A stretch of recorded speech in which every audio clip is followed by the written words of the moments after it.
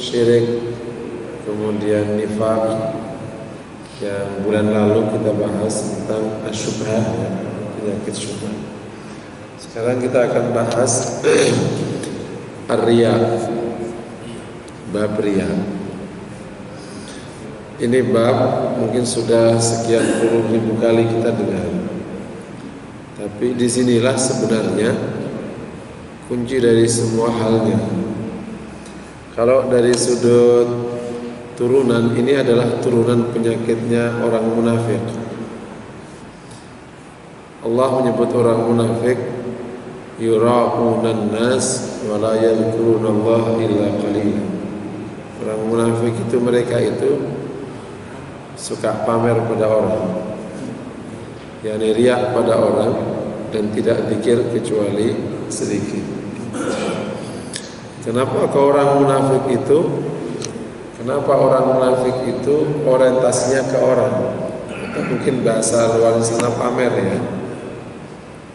Memang dari awal dia tidak beriman pada Allah. Sebenarnya kan tidak beriman.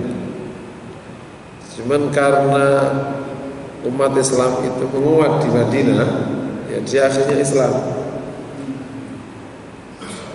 Maka seluruh orientasinya adalah dalam rangka dipandang baik oleh orang di Madinah.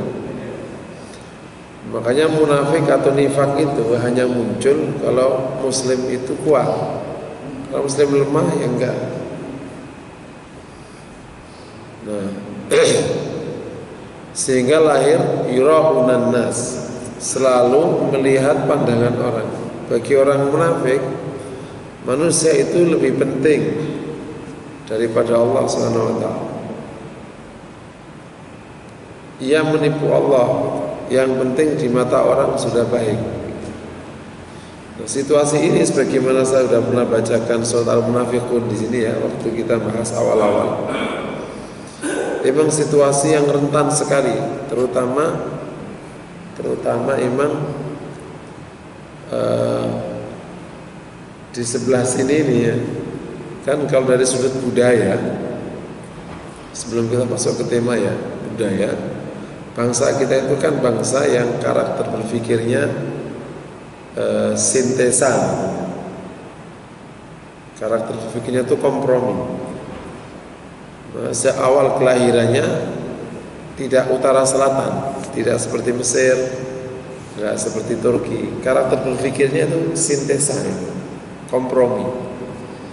Nah, sintesa itu kalau tidak pas bisa masuk ke setengah hati, namanya. Jadi ngambil sana sama ngambil sini. Kalau antum lihat hijabnya anak-anak muda, lalu kan hijaban tuh.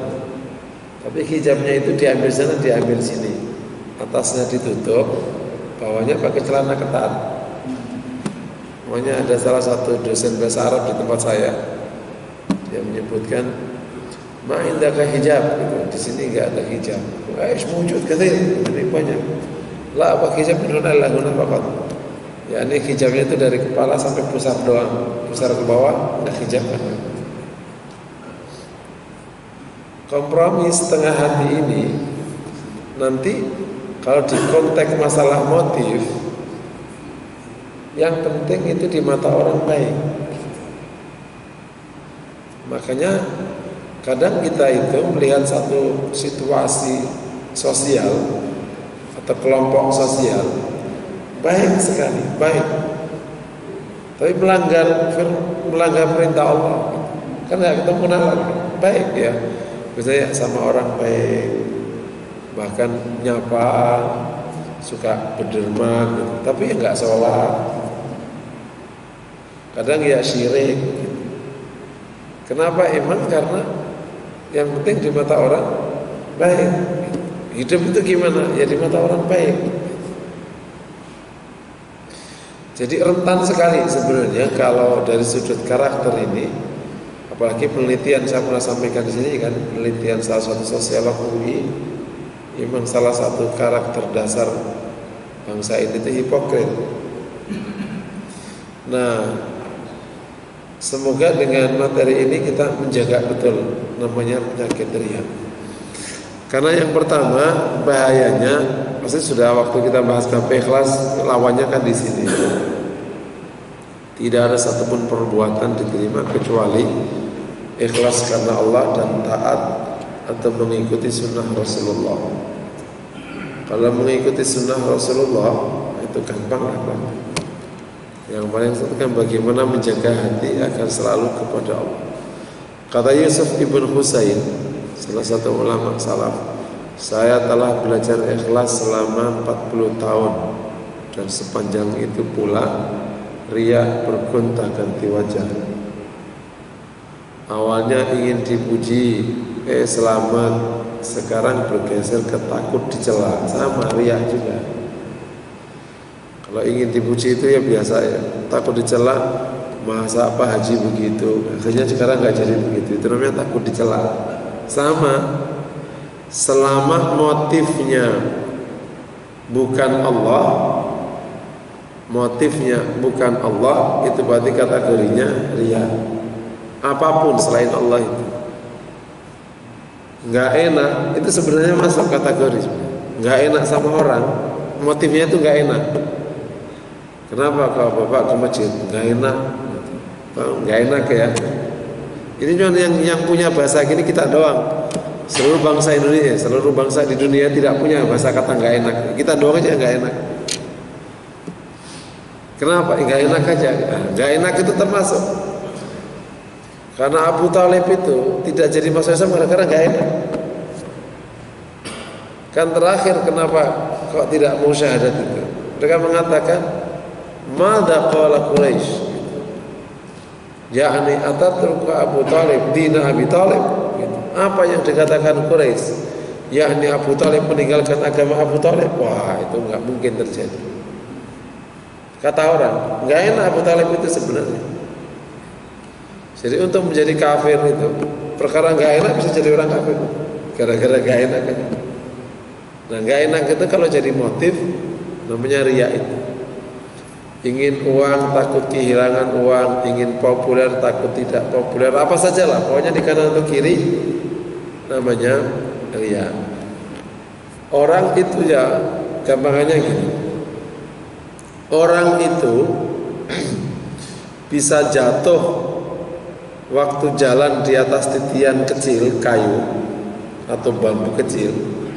Untuk jatuh itu kan bisa ke kanan, bisa ke kiri, betul ya? Bisa di depan, bisa di ujung. Disebut orang tidak jatuh ya sejak awal dia masuk titian atau jembatan batangan itu sampai ujung itu nggak jatuh. Wah aku jatuh mah, tapi sebenarnya sih nggak terlalu jatuh kan aku jatuhnya di ujung ya jatuh juga namanya bukan nggak?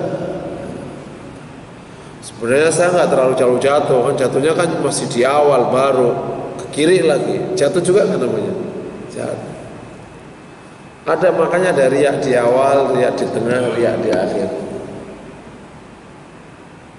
Pertama dulu ya ini karena bab penerimaan amal itu makanya hikmah.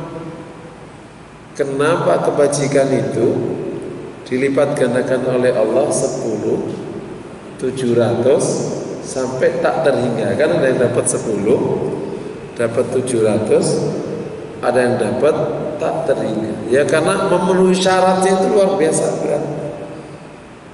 Sedangkan keburukan itu gak pakai syarat. Wah gue gak ikhlas nih, jadi insya Allah gak dosa, bener gak gitu? Gak ada. Pas saya ngaji kayak gini, ada salah satu orang kayaknya kayak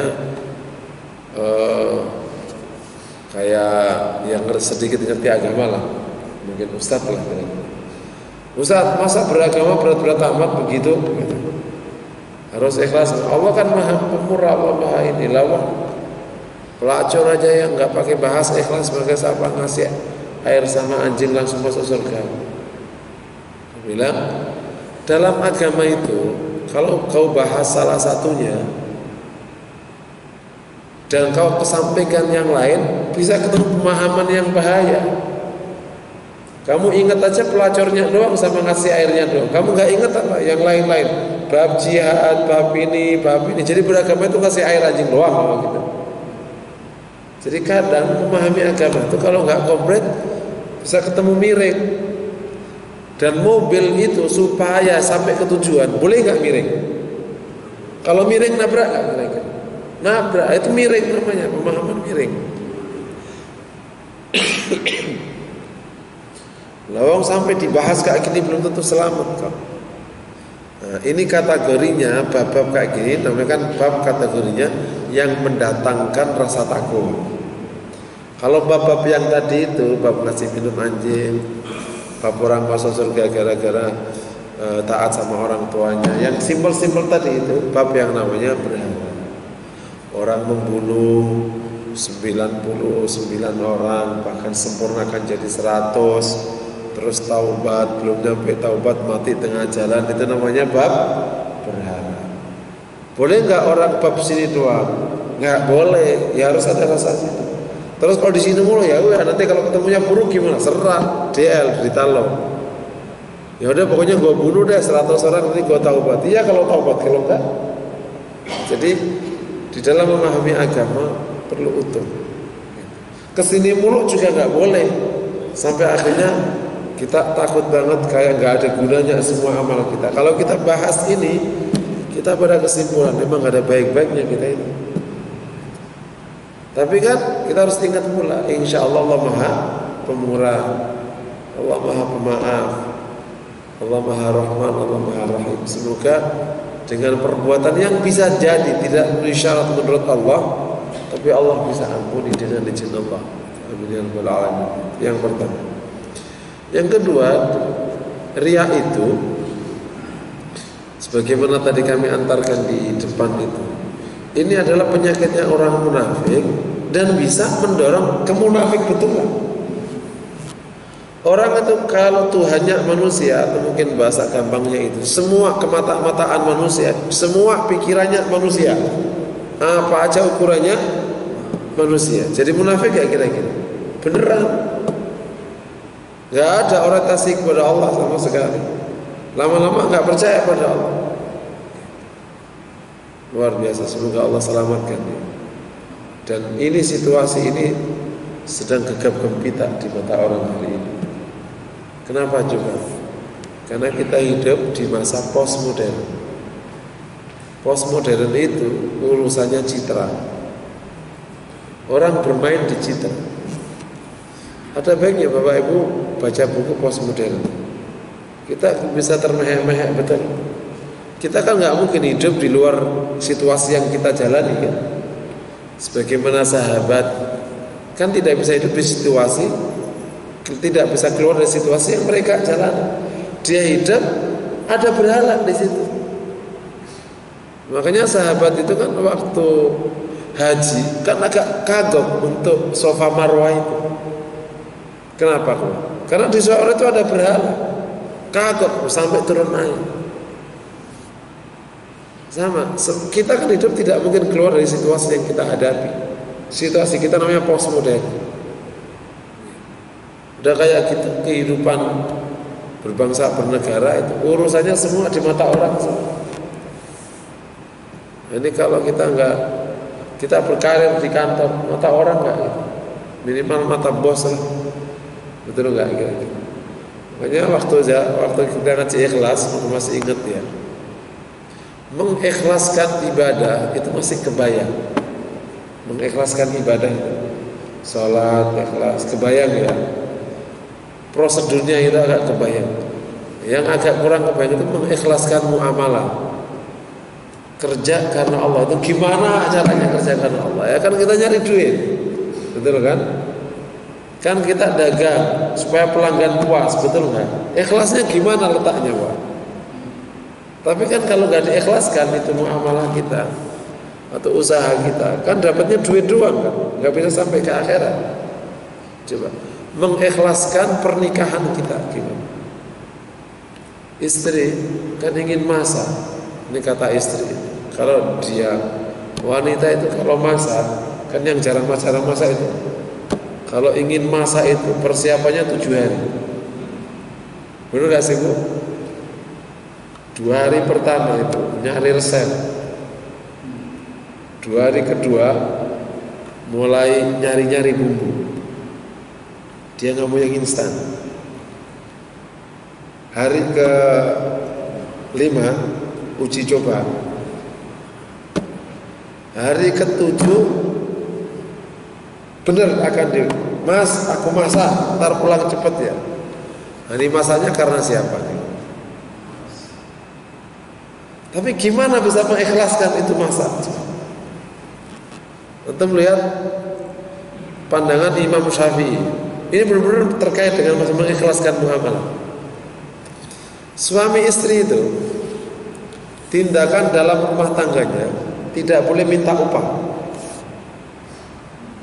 Misalnya ada wanita kerja, sedikit keluar dari tema ya, supaya ada wanita kerja, penghasilannya per bulan 30 juta. Akhirnya dia memilih berhenti kerja, atau karena diminta sama suami, Mas, aku tak melayani anak-anak, ngurus rumah tangga, tapi aku gak mau gaji ya. Boleh gak? Gak boleh. Karena tindakan istri kepada suami itu tindakan ibadah. Padahal ini kan muamalah. Oleh karena itu kalau ada suami karena kelemahannya tidak bisa memberikan nafkah, bukan karena keengganannya ya, kelemahannya, maka istri tetap wajib taat. Atau boleh nggak taat? Halo? Sebaliknya, kalau ada seorang istri tidak bisa melayani suami karena kelemahannya, bukan karena keengganannya, boleh nggak dinafkah? Waduh mah kamu kayaknya udah tua, sakit-sakitan, tendang aja lagi. Boleh nggak? Nggak boleh. Tetap wajib dirawat. Karena tindakan suami kepada istri itu tindakan ibadah, bukan murni muamalah. Kalau murni muamalah kan gini. Kalau kita makan, ketika misalnya barang-barangnya nggak bagus, boleh dong kita minta diskon. Pak, ini barangnya jelek, diskon ya Pak. Iyalah, nggak apa-apa. Memang udah nggak bagus. Kalau kita bayar full, kita minta barang bagus. Kalau kita naik bus, karena busnya bagus, kita bayar mahal. Itu busnya jelek, Pak, jelek ini Pak, murah ya Pak. Itu kan kira-kira, boleh kan? Boleh. Sampai sepakat. Ma, kamu kayaknya mulai jelek, murah dong, boleh nggak ngomong kayak gitu? Nggak boleh. Pak, kamu kayaknya sudah reot kayak begini-gini. Kita dikurangi pelayanan ya Pak ya, boleh nggak gitu? Kayaknya kamu duitnya udah nggak banyak, kayaknya kurangi aja ya. Aku masaknya seminggu sekali aja ya, selebihnya kamu makan aja ke warteg sana lah. Gitu. Boleh nggak begitu? Nggak boleh. Ini khusus di rumah tangga itu benar. Karena ada bauran tindakan ibadah. Jadi kembali ke mengikhlaskan muamalah itu luar biasa. Nah, tapi kalau kita tidak bisa mengikhlaskan itu semua, alhamdulillah, ya kita separuh perbuatan kita bisa riya. Dan kalau riya, ya jeblok, alhamdulillah jadi munafik. Karena karakter utamanya orang munafik salah satunya riya, yuraqun nas. Karena dia memang ingin menyelamatkan diri doang aja. Kenapa Abdullah bin Ubay bin Salul menjadi munafik? Karena tidak mungkin melawan Rasulullah dan tidak mungkin dia akhirnya pergi dari Madinah. Ya sudah, akhirnya numpang arus, bukan karena beriman kepada Allah dan Rasul. Ya. Itu bahaya yang kedua. Bahaya yang ketiga, riya itu menghinakan diri. Bagaimana mungkin seorang manusia ingin banget dipuji orang, ditepui orang, dididik orang, lah kan sama-sama orang. Ketika orang riya itu pasti menghinakan diri. Kau tergantung padanya, kau takut padanya, kau berharap padanya, kau ini gitu. Benar nggak? Hina sekali orang riya. Aduh, ntar kata orang gimana? Pegawai-pegawai yang belum dapat nilai-nilai spiritual kayak begini, kerja itu kayak bayi. Ada bos, ya kan kayak hina sekali kan gitu. Ada bos. Wah, alhamdulillah bos nggak ada. Kalau umur 20 begitu masih malu. Ini umur 30, umur 40. Kan kayak bayi gitu loh. Gitu. Istri bilang, ada apa? Eva ya gitu. Kan kayak acting banget kan, hina banget bukan? Naudzubillah. Makanya ketika Rib'ai berdialog dengan penguasa Romawi, ditanyakan, Nabimu membawa apa? Apa yang disampaikan oleh Nabi? Kata dia, Nabiku mengajak untuk ila ibadati yakhrujuna min ibadati al-ibad ila ibadati rabbil ibad. Nabiku mengajak kita untuk keluar dari menghamba kepada sesama hamba untuk menghamba kepada Rabbnya hamba. Itulah sahabat. Karena emang tidak ada kaitan dengan orang. Di orang itu. Seandainya seluruh manusia ini, seandainya saat dunia mencelang, tapi di sisi Allah, menurut Allah kita bukan orang yang tercela, kita mulia atau hina, gak penting di mata orang. Atau sebaliknya, di mata orang kita mulia sekali, tapi di sisi Allah, menurut Allah kita orang yang gak ada gunanya. Emang ada gunanya. Makanya berulang kali saya katakan, contoh yang sangat ekstrim. Wah, kita sekarang kehilangan tokoh besar, kita wah gitu. Tapi sebenarnya nih orang ahli maksiat dan macam-macam menghinakan agama Allah. Itu kan sedang berat dia, mau ditanyain mungkar wa nakir kan? Betul enggak? Antum baca bagaimana bumi memberikan respon kepada ahlul fusaq, ahli fasik. Langsung ditanggapi dengan jepitan pertama, remuk itu. Sementara di atas wah gitu. Ini remuk, sudah remuk, ini remuk. Udah menjerit-jeritnya. Seandainya Allah izinkan jeritan orang di adab kubur itu, di alam kubur, diizinkan untuk didengar manusia, maka manusia akan jatuh pingsan semua.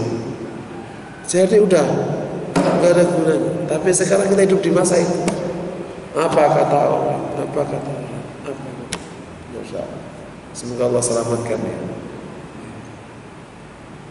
Ada sebuah arisan, nggak tahu di mana ini. Pokoknya ada arisan. Arisannya itu 50 juta.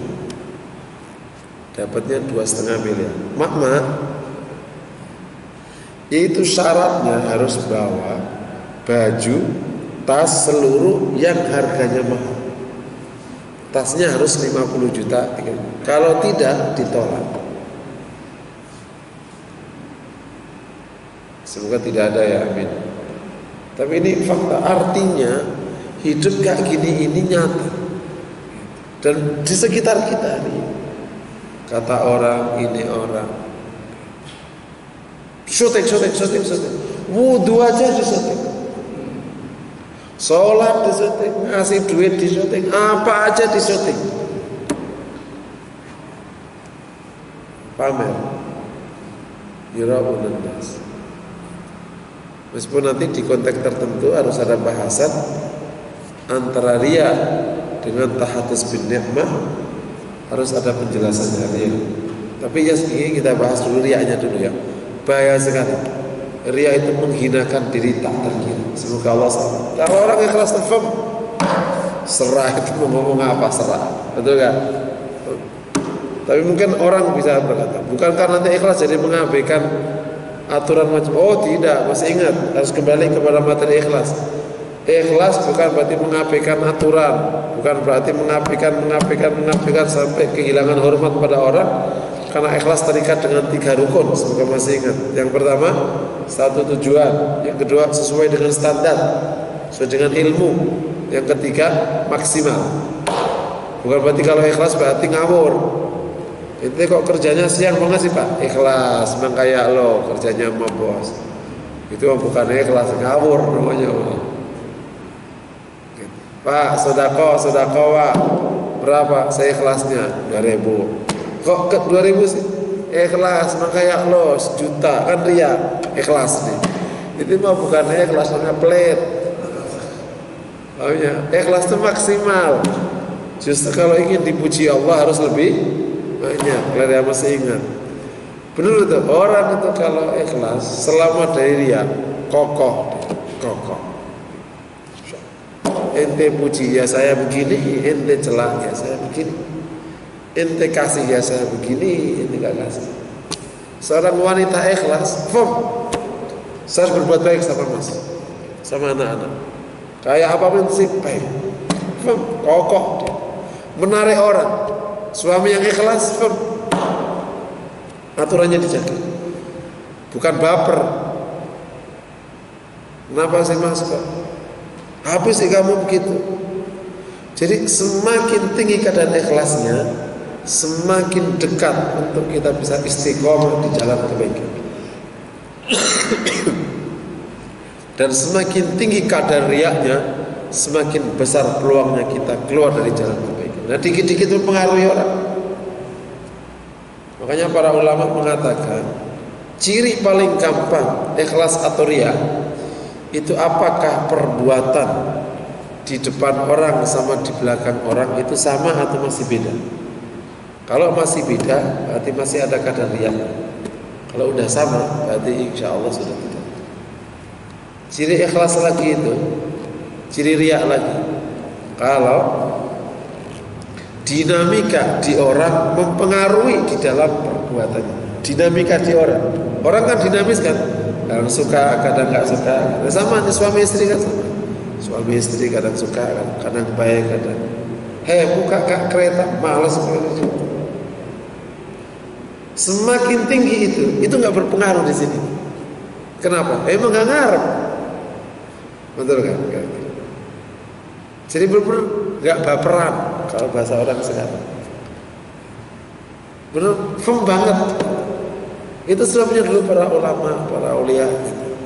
Dinamika apapun ya kokoh aja, tenang dia. Emang fokusnya ke sana kayak gini aja.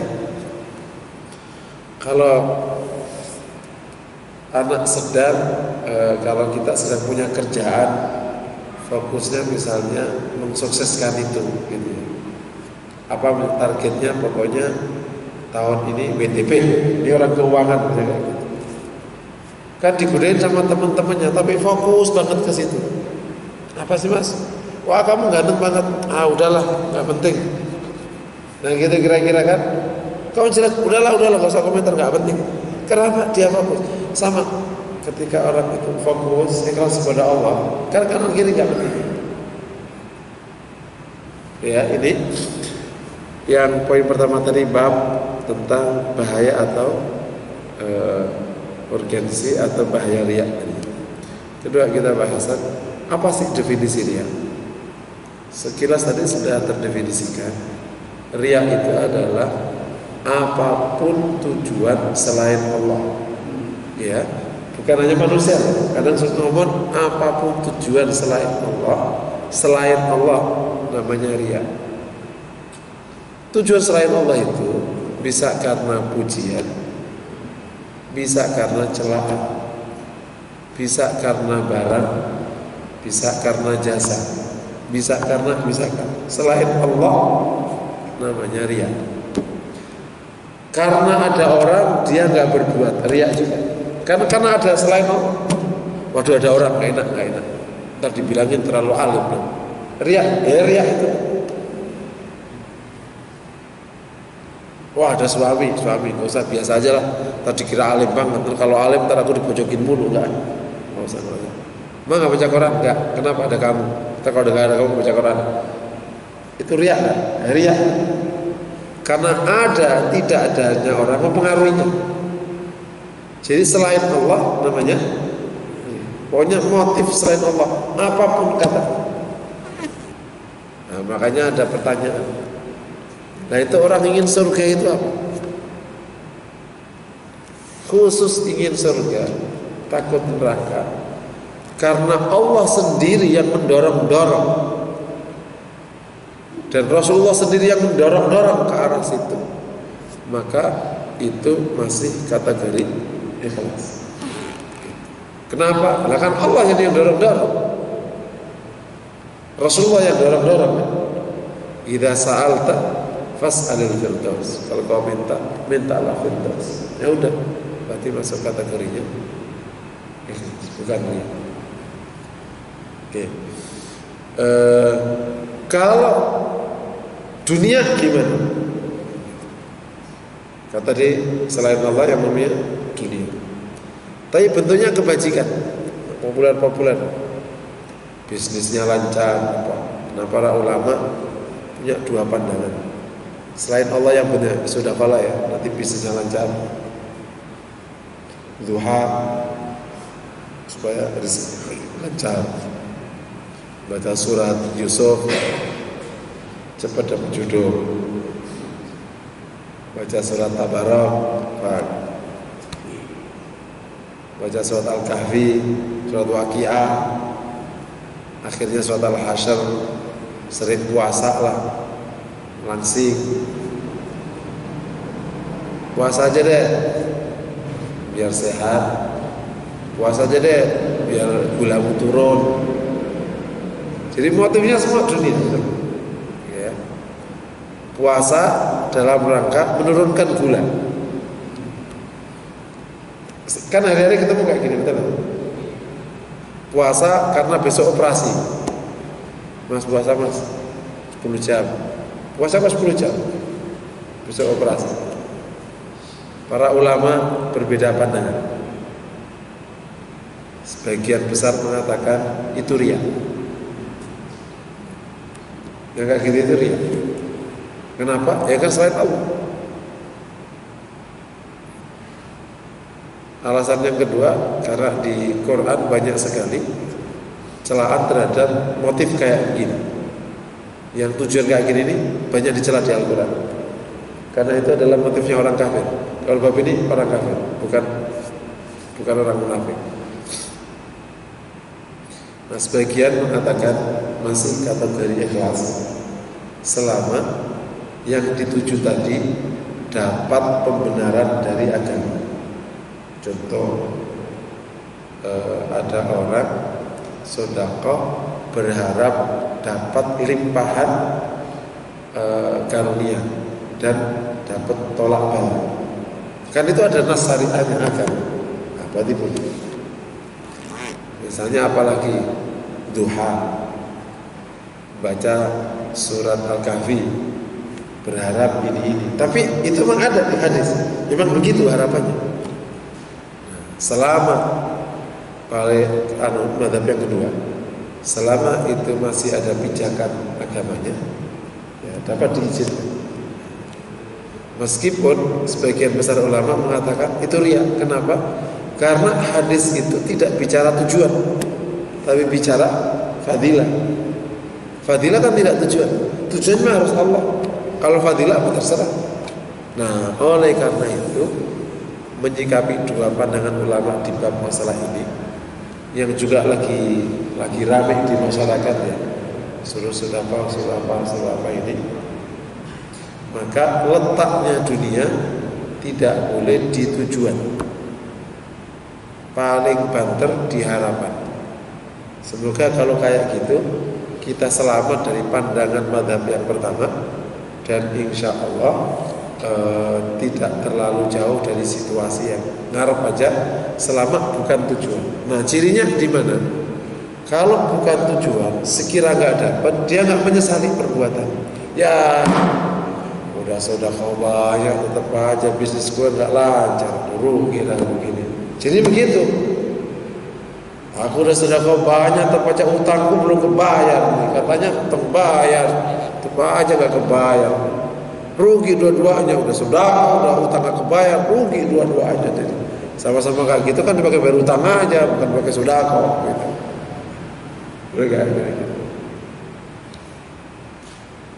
Kalau dia jadi tujuan bisa kejebak begitu. Tapi kalau sekedar harapan semoga tidak sampai kejebak ke sana. Nah, tujuannya insya Allah Allah masih kasih kebaikan, semoga nanti Allah ridho. Meskipun sebenarnya kalau kita mau naik kelas, ini kan bab kelas beragama, tanpa berharap pun insya Allah Allah akan kasih otomatis. Masalah rezeki, masalah apa sudah Allah catat. Kalau kita berbuat baik, mengikuti aturan, baik dalam aturan muamalah dan prosedur, kan insya Allah Allah kasih. Itu yang dikatakan oleh Ibnu Athaillah As-Skandari. Al-Iskandari ya, Iskandari itu Iskandaria yang di Mesir. Bagaimana orang mukmin itu takut akan masalah dunia? Orang kafir saja Allah kasih, orang kafir saja Allah kasih. Mestinya orang mukmin tidak boleh takut masalah dunia. Wong yang kafir saja dikasih Allah. Nah kok belum dikasih? Mungkin Allah sedang sayang sama kita. Itu betul. Bab masalah ini meyakini Allah menyayangi kita itu harus kokoh di hati. Allah lebih tahu tentang kita daripada kita. Allah lebih menyayangi kita daripada kita menyayangi diri kita sendiri. Allah yang menciptakan kita dan tahu bagaimana yang terbaik untuk kita. Jadi kalau Allah kasih ini dan itu, itulah yang terbaik, itu betul.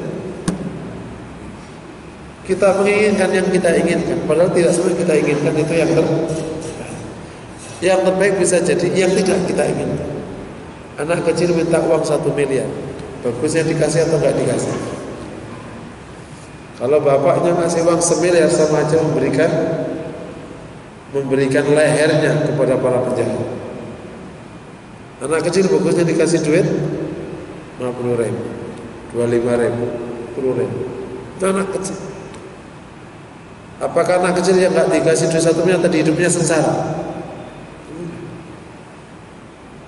Kan yang penting hidupnya tidak sengsara, bukan berarti harus punya banyak dan lain sebagainya. Jadi sebenarnya bagi orang yang ada di kelas itu sebenarnya bisa naik kelas sebenarnya. Dan insya Allah tidak kehilangan. Nah, ini yang saya sering sebut di pengajian itu, ayo naik kelas. Beragama kita, ayo naik kelas. Masa berpuluh-puluh tahun nggak naik kelas? Sama dengan kelas motif. Mungkin awalnya motif-motif begitu dulu, emang kan? Awal ala kadarnya begitu-begitu dulu, supaya mendorong kita jadi orang baik. Tapi masa sepanjang sejarah begitu terus. Ayo naik kelas. Sebagaimana masuk kelas itu berat, naik kelas juga berat. Anak kecil pas diajak sekolah pertama kali juga berontak-berontak. Sampai akhirnya dia, oh enak juga sekolah. Sama nih, ujian untuk naik kelas juga berat. Awal-awal tidak taat, wah terprovokasi, seneng, udahlah kayaknya kok enak nih, Allah mudah. Terus ayo naik kelas. Termasuk awalnya kelas ibadah ritual menjadi berislam di bidang yang lain, Islam di bidangnya. Sampai kalau menggunakan konsep cabang-cabang iman, itu akhirnya bisa sempurna iman kita dengan izin Allah SWT. Oke ya.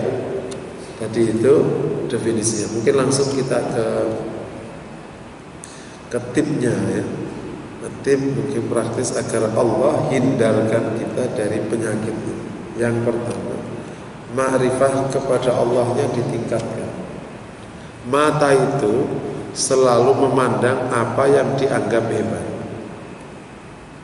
Kalau ada sesuatu yang hebat tapi lewat dari pandangan mata, ya nggak dipandang.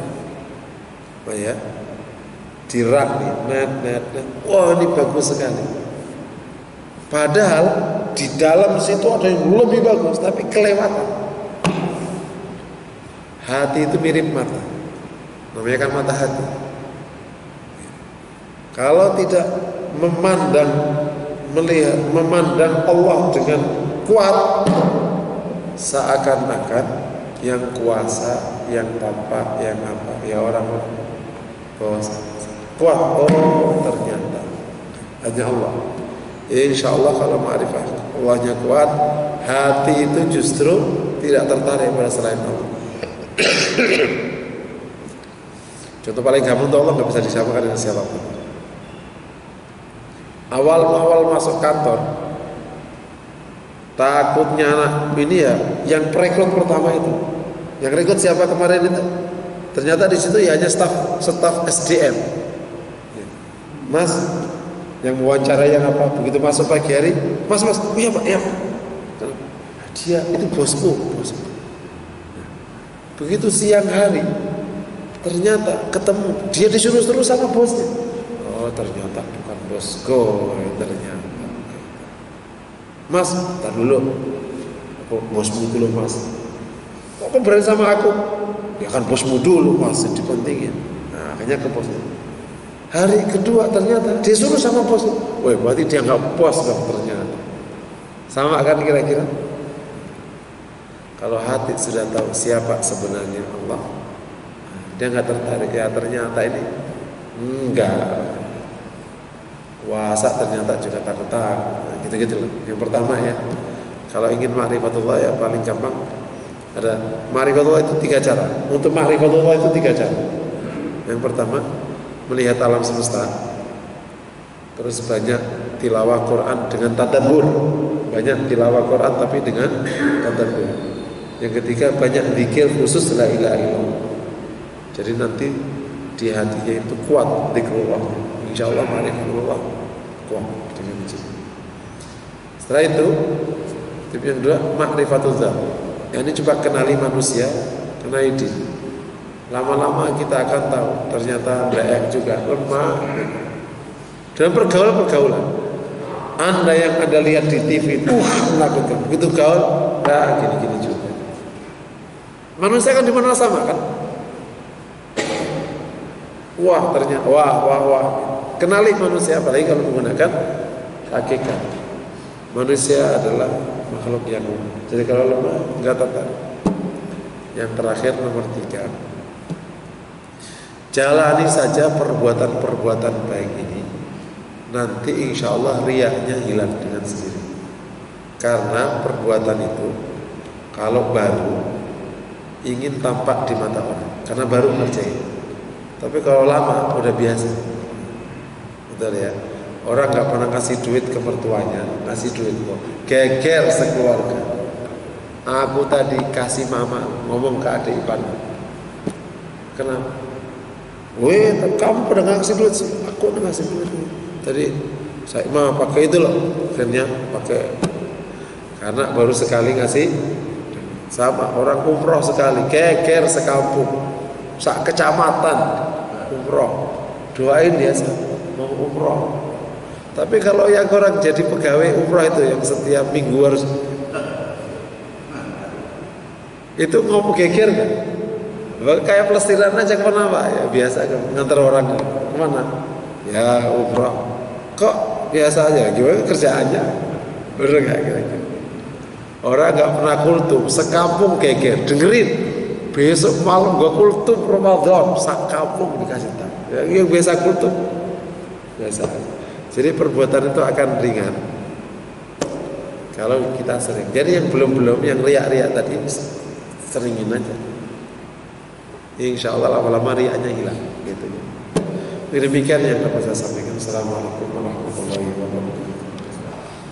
Iya, ya ini memang proses ini. Kalau masalah perkataan itu kaitannya dengan muamalah. Kalau tembus ke hati, ya itu riya. Ya, yang paling tahu makanya urusan riya sama ikhlas itu yang tahu hanya Allah. Bahkan sampai Al-Junaid itu mengatakan, malaikat pun nggak tahu menahu sampai. Pokoknya tugas malaikat ini sholat catat. Ini puasa catat. Nanti Allah akan nilai sholatnya mana yang diterima yang enggak. Jadi malaikat pun enggak tahu menahu masalah ini. Ini kok sudah kau catat. Ikhlas gak ikhlas Allah yang akan nilai ikhlas. Jadi kalau masalah tadi secara muamalah bisa jadi biasa. Tapi ya ikhlas riya gak riyanya dia tahu. Jadi Allah. Oh ya, fadilah. Iya. Oh iya tadi jika fadilah itu kaitannya dengan urusan ukhrawi itu clear, nggak ada, jadi tujuan nggak apa-apa. semua ulama sepakat itu masuk kategori ikhlas. Tapi kalau fadilahnya duniawi, kan ada fadilahnya duniawi itu, dekat rezekinya, ditolak balaknya. Nah, kemudian akhirnya jadi motif, boleh nggak? Itu yang tadi saya tanya. Jadi kalau imbalannya kaitannya dengan urawi, apa tadi, diampuni dosanya apanya saja, itu nggak apa-apa, boleh. Terus karena Bang Rasul yang kasih tahu, kita berharap. Makanya dua level ikhlas itu, mardatillah sama surga atau neraka. Termasuk ampuni dosa kan satu paket. Khusus yang dunia, motif dunia itu akhirnya dua madhab, ada perbedaan. Allah. Ya itu memang karakter munafik riya. Sombong itu karakternya orang kafir. Ya tipis. Orang munafik juga punya sifat sombong. Wahum mustakbirun di surat Al-Munafiqun. Sombong itu ya orang kafir punya karakter itu, orang munafik juga punya karakter. Yahudi disebut, pokoknya gini, itu kan sifat-sifat yang Allah sematkan kepada beberapa pihak. Saya agak lupa apakah Yahudi pernah disebut sombong nggak oleh Allah dulu. Harus didatangkan ayatnya. Tapi secara umum secara umum kan orang Yahudi itu kan di selain konteks masalah penyembelihan sama di konteks masalah istrinya, apa wanitanya, pernikahan, itu kan dia masuk kategori kafir. Kalau kafir ya berarti kena sifat-sifat orang kafir. Orang Yahudi itu disebut dengan Ahlul Kitab di konteks penyembelihan sama pernikahan wanitanya. Selebihnya ya dia masuk kategori kafir. Wallahu a'lam. Ya kan kalau berbuat udah motifnya apa ngikut.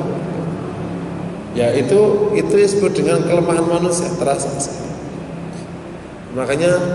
Makanya perlu istighfar banyak dan perlu menambal perbuatan. Karena ada istilah menambal perbuatan. Jadi di konteks seperti ini perlu banyak istighfar dan perlu banyak sedekah untuk nambal perbuatan. Ya dengan saya sedekahnya juga ikhlas. Maka membahas lebih dalam, kita akan mengatakan kita kayaknya khawatir banget dengan diri kita. Khusus bab ikhlas memang paling berat. Nah, riya itu kan lawan. Ya semoga begitu kita ini nanti bisa perbaiki. Semua akan mengalami kasus yang sama. Allah. Ya, ujub itu mengagumi diri sendiri, tapi belum sampai menjadi motif. Ujub itu, gitu. Nah, kalau kebaikannya itu ingin dilihat orang, namanya riya. Kalau kebaikannya yang dilihat orang itu disertai dengan menghinakan orang, namanya sombong. Satu paket, ujub, riya. Kalau ingin didengar orang, namanya sum'ah. Sum'ah sama riya satu jenis, cuma namanya berbeda. Sum'ah ya riya sebenarnya. Nah, kalau disertai menghinakan orang, namanya sombong.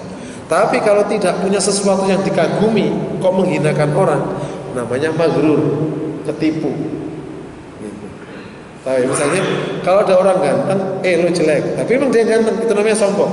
Tapi kalau dia orang jelek, ngejelekin orang, namanya ketipu, maghrur. Maghrur itu sifatnya setan. Setan itu sudah bukan lagi sombong, ketipu. Dia tidak lebih baik daripada Adam, tapi ngerasa lebih baik. Itu maghrur. Allah a'lam. Oke ya, subhanallah. Assalamualaikum warahmatullahi wabarakatuh.